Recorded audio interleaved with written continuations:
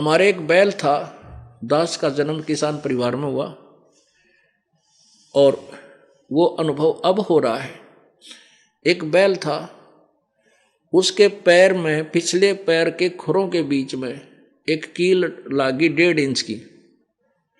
उसकी ऊपर तो जो कील का ऊपर की टोपी होती है वह कैप टूटी कटी हुई थी और किसी ने रिजेक्ट करके निकम्मे ने गली में फेंक दी। तो पहले मुंह अंधेरे हमारा हाली जो थे हमारे चाचा जी, वो बखत से खोल कर खेतों में ले जाते थे, बहुत मेहनती थे। तो वो लेके जा रहा था बैल को, वो कितना वकील चल गई बैल के पैर में। अब बैल थे वो अच्छा, मतलब तीव्र गति से चलने वाला, फटाफट वो इतने में 3-4 कदम रख गया और 3-4 कदम रख कर वो अंदर चल गई उसके। अब एकदम पैर जब लंग करने लगा बैल, तो हाली ने सोचा इसकी नस पे नस चढ़ गई। और हाली ये कहा करते थे बुजुर्ग और दूसरे, उनका अनुभव था कि अगर बैल का ऊपर ऊंचे नीचे पैर रखा जा और नस पे नस चढ़ जावे तो उसको खड़ा नहीं करे होने दे, उसको चलाता ही रखे, उससे वो उसी से ठीक होगा। तो इस दृष्टिकोण से उसने सारा दिन उस बैल से काम लिया, रुकने नहीं दिया उसको। शाम को जब आया तो बैल का पैर सूज गया, सोजस आ गई और 3 पैरों से चल रहा है, चौथे को मुश्किल से टेका है, फिर चल रहा है। घर तो आ गया और मुंह बा लिया, मुंह खोल कर बैठ गया, ना चारा खाया, कुछ भी नहीं खाया उसने, पैर उसकी सोजस हो गया पूरे दूर तक। अब वो 1 महीने तक लगभग 20-25 दिन वहीं बैठा रहा और सूख गया कति, ना चारा चरा जा उसने। वहीं बैठे बैठे को थोड़ा बहुत चारा रखे, 1-2 मुंह खावे, फिर चुप हो जावे, आंखों में पानी गिरे, सूख गया। तो एक वैद्य बुला, देसी वैद्य से होया करते थे, उसने कहा कि इसके गोड्डे में नस पे नस चढ़ रही है। अब गोड्डे पे पट्टी बांधे, पत्ते पुत्ते गर्म करके, और वो कील लाग रही खुर में। अब वो बता भी नहीं सकता मेरा कहाँ दर्द है। 1 महीने के बाद, 15-20-25 दिन के बाद वो खुर में जो लगी हुई कील थी वह पक के उसमें मवाद निकलने लग गया। जब घर वालों ने देखा रहे पैर बैल के, तो पैर में गड़बड़ दिखा है। एक व्यक्ति बुलाया, उसने उस एक वो अगर चिमटी सी उसने पकड़ के न खोल खाल के देखा तो उसमें कील पाई। उसने पकड़ के वह उससे चिमटी तो बाहर, इतनी कील बाहर निकाली। उसके बाद वो बैल धीरे धीरे 10-5 दिन में स्वस्थ हो गया। अब पुण्यात्माओं, अब याद आती है, जब वो मनुष्य शरीर में था वो नादान प्राणी, उसने सोचा भी ना होगा तेरी यह दुर्गति होगी। अब बोल के बता भी नहीं सकता तेरे पैर में कहाँ दर्द है, चोट लगी है खुर में, कील लगी है खुरों में, पट्टी बंद है गोड्या पर। तो भगवान याद दिलाते हैं। अब वो दुख अब याद आते हैं दास को। डर के रात ने दिन अपने मालिक के चरणों में समर्पण कर दिया। भगवान बहुत बूंदी बिरान माटी होगी इस प्राणी की। तो वही यहां बता रहे हैं परमात्मा, फिर पीछे तू पशुआ कीजे दीजे बैल बनाए, 4 पहर जंगल में डोले तेरा तो ना पेट भरे। अब तो आप मनुष्य शरीर में हो, कहीं जा रहे हो, रोक भाई गाड़ी ने, चाय बना भाई, 2 कप दूध में पत्ती डाल दे, ला बिस्कुट मिठाई दे, जी कर जब खा ले, काजू किस्मत सेब संतरे खीर खांड कुछ भी बनाकर खा सकते हो। यदि भगवान नहीं बजा फिर क्या दुर्गति होगी। बैल बन गया, हमें पता है क्योंकि हम अनुभव है हमारा।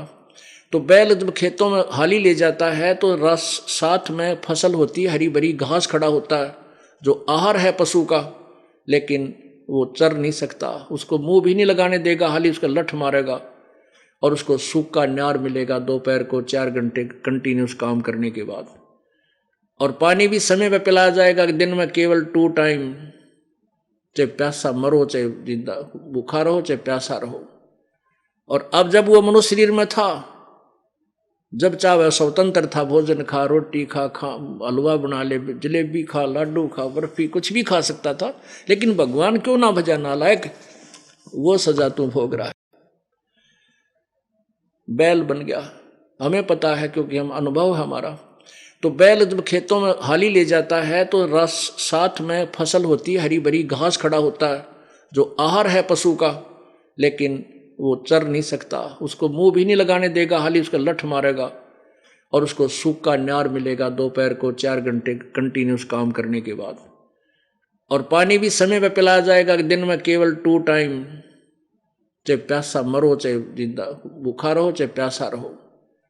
और अब जब वो मनुष्य शरीर में था, जब चाहे स्वतंत्र था, भोजन खा, रोटी खा, हलवा बना ले, जलेबी खा, लाडू खा, बर्फी, कुछ भी खा सकता था। लेकिन भगवान क्यों ना भजा नालायक, वो सजा तू भोग रहा है।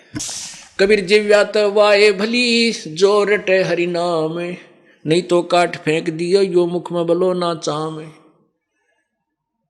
अब जिसने भगवान की भक्ति नहीं करी इस जीव तय और बकवाद घटका चला गया, उसको पशु पक्षी बनाया जाता, उसकी जुबान बंद कर दी जाती है कि तो बोल भी नहीं सकेगा।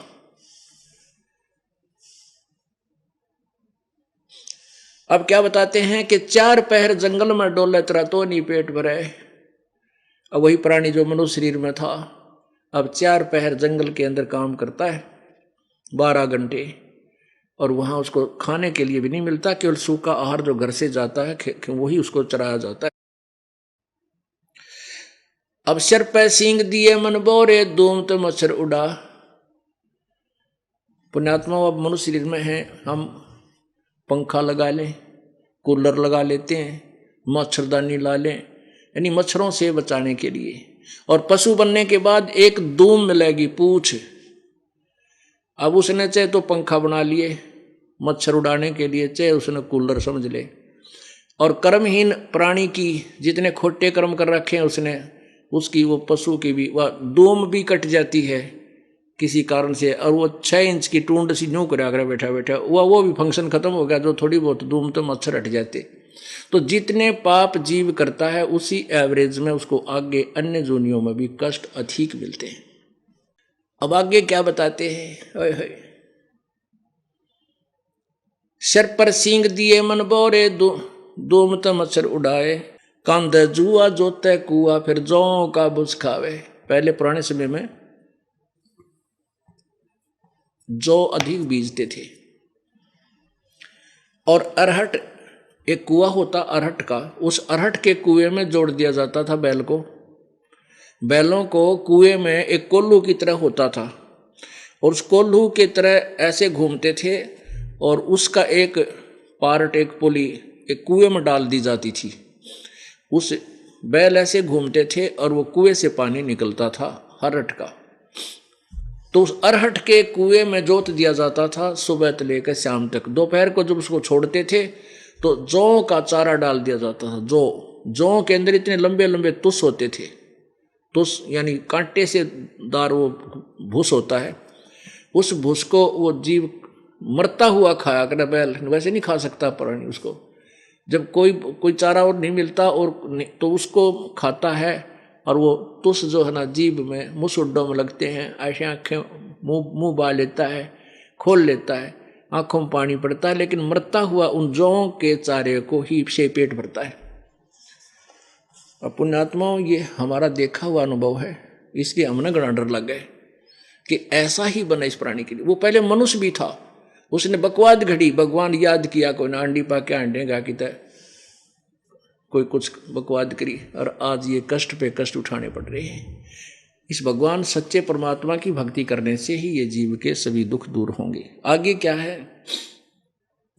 अब बैल बन गया, इससे पीछा नहीं छूटा, फिर पीछे तू खर कीजेगा, कुर्डी चरने जावे, टूटी कमर पजावे, चढ़े तेरा कागा मांस गिलावे। फिर गधा बनेगा।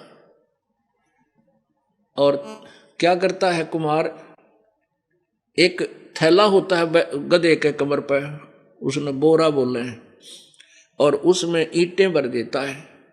ईंटें जब वो लेकर चलता है तो ऐसे ऐसे हिलती हैं तो गधे की कमर पर जख्म बन जाते हैं, और जख्म उस बने हुए जख्म में ईंटों का रेत, वो कोरस सैंड खोरा जिसने कहे, वो गिरे उस जख्म के ऊपर, और फिर ऊपर दरिया बोरा, और फिर वो ईंट उसके ऊपर ऐसे रगड़ करती है उस जख्म के ऊपर, और पीछे तो लठ लग गया उस कुमार का, ना चल तो।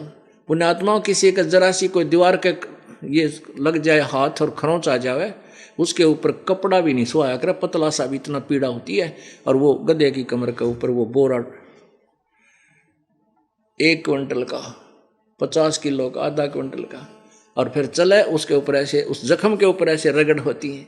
और जब उसके वो उस काम से पीछा छुट्टा तो कुरडियों पर चारा चढ़ने जाता है। जब वो काजू के हलवे खाया करता, दारू पी कर और थाली फेंका करता बड़े बड़े बराए हैं भोजन की, अब क्या बनता है, वो कुरडियों पर अड़ंगा खाने जाता है, ऊपर से काग बैठ जाते हैं, उसके कमर को चोंच मार मार कर उसको जख्म को मांस खा रहे हैं और वो रो रहा है।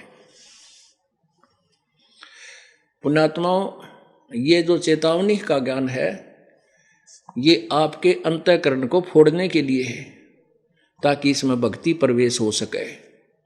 जैसे इंजेक्शन लाने से पहले डॉक्टर एक वो दवाई सी लाता है सिपरेट, तो वो है, ये समझ लो कि आपको आपके अंदर ये जगह हो कि भगवान की भक्ति करनी चाहिए, तब ये ज्ञान आपको सुनाया जाए, आपके हृदय में समा जाएगा।